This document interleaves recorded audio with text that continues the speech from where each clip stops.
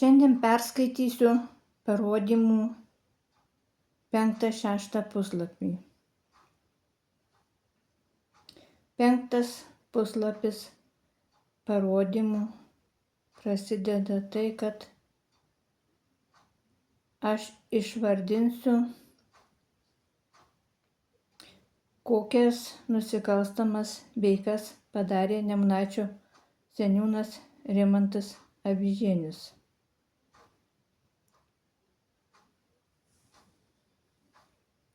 Pirma, tai pavogė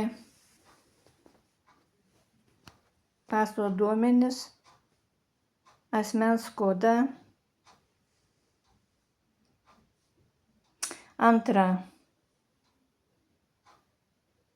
Eugenijų privertė pasirašyti ant prašymo socialinėms paslaugoms. Turbūt noriu dar ir parodyti.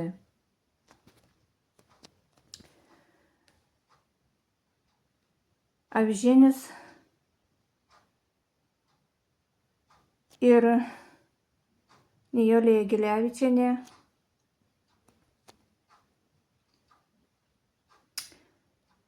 Eugenijų privertė pasirašyti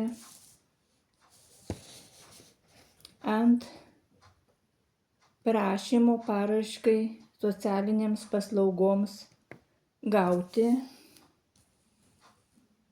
Čia matot Eugenijaus parašas. Taip pat yra ir Nijolės Jagelevičienės. Nijolė, socialinė darbuotoja, Eugenijų privertė pasirašyti. Matot, kaip jis pasirašė, aš jums rodau.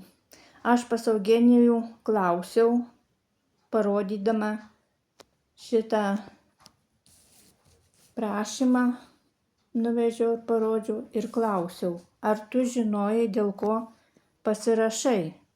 Jisai pasakė, ne, nežinojau, nes man nepaaiškino. Taip pat aš paklausiau pas jį, o tu ar žinojai, kur tave veža? Jis taip pat pasakė, kad ne, man ir nepaaiškino, kur veža. Taigi toliau skaitau iš 5 puslapio. Eugenijų išvežė prievartą, panaudojus fizinį smurtą. Jis buvo prievarta išvežtas ir išneštas iš lovos į greitąją. Sunkios negalios, supaliarizuotas, nekalbantis, neišbuvęs iki lapkričio 29 dienos.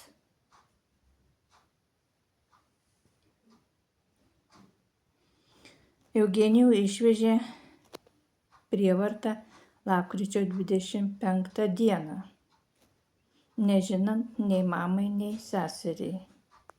Taigi jį išvežė nepranešus nei mamai, nei seseriai.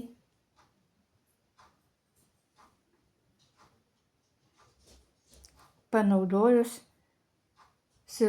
psichologinį smurtą ir fizinį.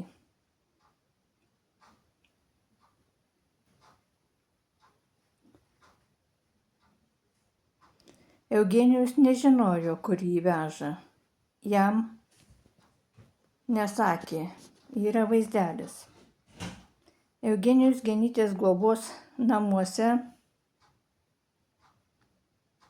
buvo laikomas svetimo žmogaus vardu, Dariaus vardu ant durų. Kai įdėjau vaizdelį, viešai nuo durų Dariaus vardas buvo nuimtas. Ant durų jokio vardo nebuvo. 7. Avižienis Rimantas ir Jagelavičienė Nijolė pavogę Eugenijaus paso duomenis panaudojo. Tačiau yra žiauriausia. Dar noriu papasakoti apie pavogtus duomenis, kadangi prašymas socialinėms paslaugoms buvo parašytas ir Eugenijus pasirašė, buvo priverstas 24 metų spalio 30 dieną. Paso Eugenijus pas save ligoninėje neturėjo. Pasas buvo Kaune pas mamą.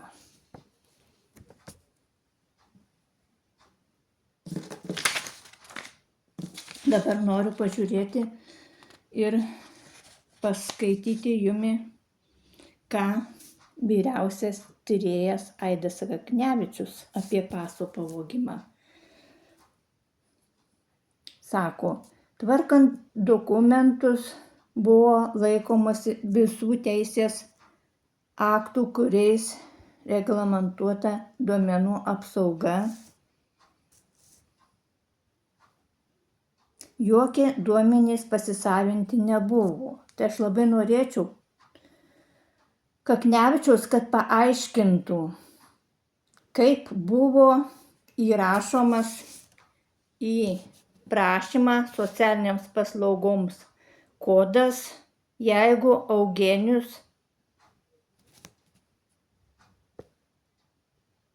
24 metų spalio 30 dieną pas save ligoninėje paso neturėjo. Pasas buvo Kaune, bet kodas yra įrašytas. Nerodysiu aš kodo, tikrai nerodysiu. Taip, va šitaip Kaknevičius, Alytaus policijos tyrėjas, gina avižienį Rimą. Tai vat visas nusikalstamas veikas, kurias vykdė avižienis Rimas, Nemunaičio seniūnas, Kaknevičius, nei vienos nusikalstamos veikos netyrė.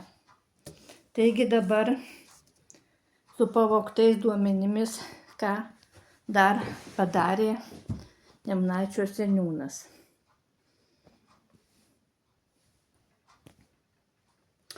Užpildė prašymą socialinėms paslaugoms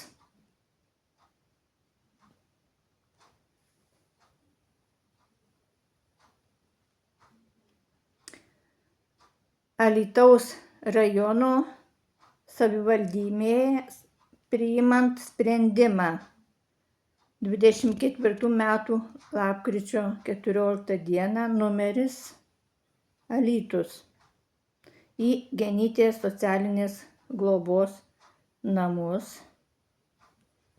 neilgiau kaip 6 mėnesiams. Taigi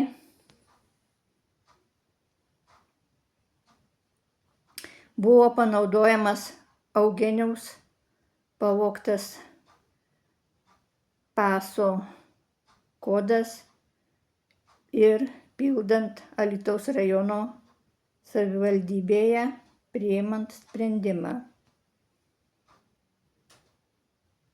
Sprendimas buvo priimtas lapkričio 14 dieną. Taigi pasas buvo Kaune. Sodroje sutvarkė, kad Eugenijaus pensiją pasiimtų Genytės globos namai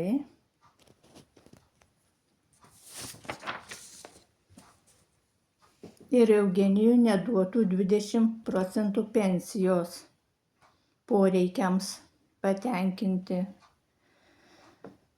Taigi, kodėl savivaldybėje buvo sutvarkyti dokumentai be Eugenijaus paso? Kodėl buvo Sodroje sutvarkyti dokumentai be Eugenijaus paso? Kaknevičius niekur nesiaiškino. Jis tiesiog gina Nemunaičių seniūną Avižienį Rimą, kuris padarė daug nusikalstamų veikų. Tačiau Kaknevičius jis nei vienos veikos netyrė, tačiau gina. Mano vaizdeliai, manau, šitie visi bus labai reikalingi teisme. Taigi, 6 tik truputį perskaičiau puslapio, sekančiam vaizdelyje bus.